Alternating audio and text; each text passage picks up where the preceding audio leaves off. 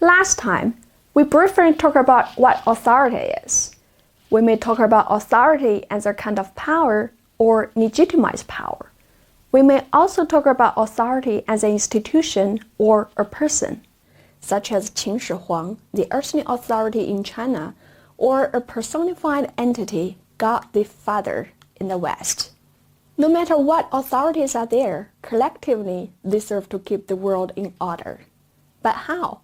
In human history, dozens of ways have been tried to govern a state, but none of it seems fully satisfactory. In order to know which one is better for a state or culture, we should know what options are there.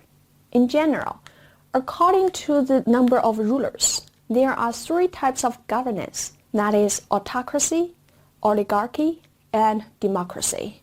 The first type, autocracy, is the rule of one person. This sounds most incredible, as it is against the modern spirit of democracy. Yet, it is the oldest and most common form of governance in human history. Even in the modern era of the 20th century, many countries were still autocratic. Look at this map.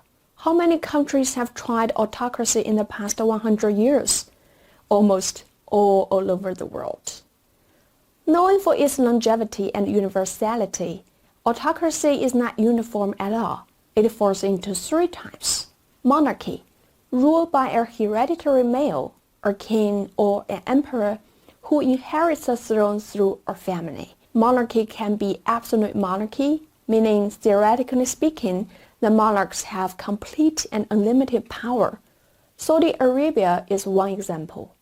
It can also be constitutional monarchy, in which the head of state shares power with the elected parliament and prime minister. UK is the most famous.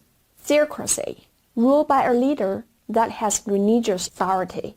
It's a form of government where the rulers claim to be ruling on behalf of a set of religious ideas or as direct agents of a deity. Iran and the Vatican are examples of theocracy.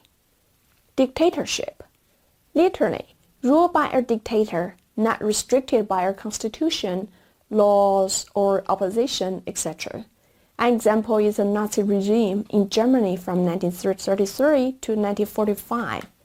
The second type of government is oligarchy, the rule of a few, meaning a small group of people having the authority and power to rule. Typical example is the former Soviet Union, in which the single party picks the government. Many types of oligarchy either flashed into human history or simply remained in theory. They differ in what kind of people the rulers are. If they are people with knowledge about science and technology, then the government they run is called a technocracy. If they are the small minority of the wealthiest citizens, then it's plutocracy. If they are the elders, gerontocracy. If they are geniuses, geniocracy. If they are judges, critarchy. If they are a dominant identity group or groups, ethnocracy. If they are military chiefs, stratocracy. If they are one or more political parties rather than citizens or individual politicians, partycracy. If they are the best individuals or a small privileged class, aristocracy, so on and so forth. The third type is democracy, the rule of the majority. Its distinctive feature is that people have the right to vote, yet what to vote for and how to vote vary over countries. In general, there are direct democracy and representative democracy. Direct democracy is marked by people voting of everything directly. It is a political system where the citizens participate in the decision-making personally, contrary to relying on intermediaries or representatives. A remarkable advantage is that every citizen has equal power in matters of government, and since all citizens are involved in decision-making, there is a high degree of support and loyalty. But direct democracy only works when a small number of people are involved. In this system, the government must gather all citizens in one place for discussions and voting. The whole decision-making is time-consuming. Therefore, direct democracy rarely exists as a total form of government because countries are now too large. Switzerland, however, is an exception. In contrast, representative democracy is the form of government founded on the principle of elected individuals representing the people. In this system, people still have the power in that they can elect officials to represent their interests at meetings. They can vote, protest, and lobby. The representatives, as voted by their supporters, will vote for their people. It is widely practiced where there are too many people for direct democracy. But the decision-making is also time-consuming.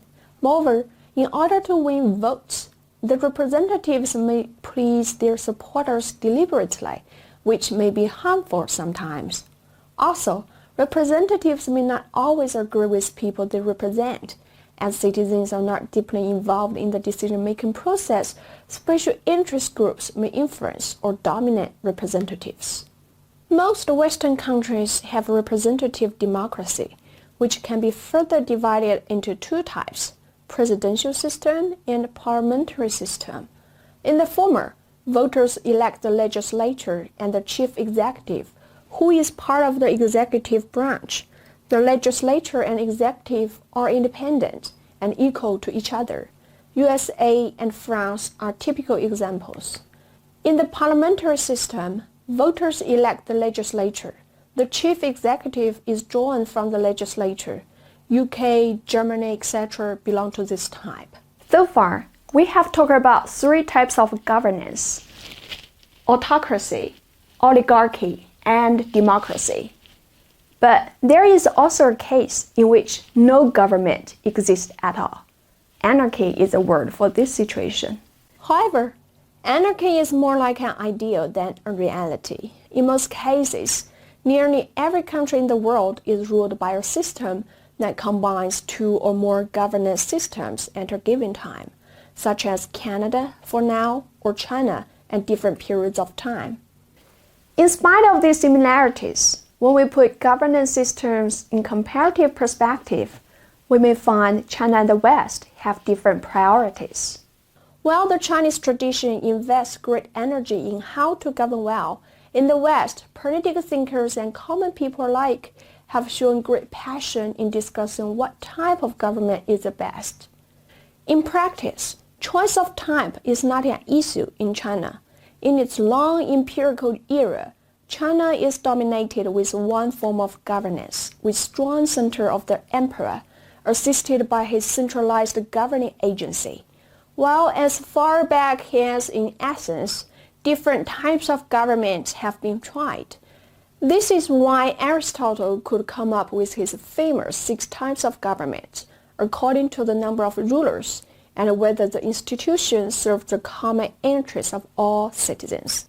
The first criteria of categorizing governance system is what we use today and what many people still use nowadays.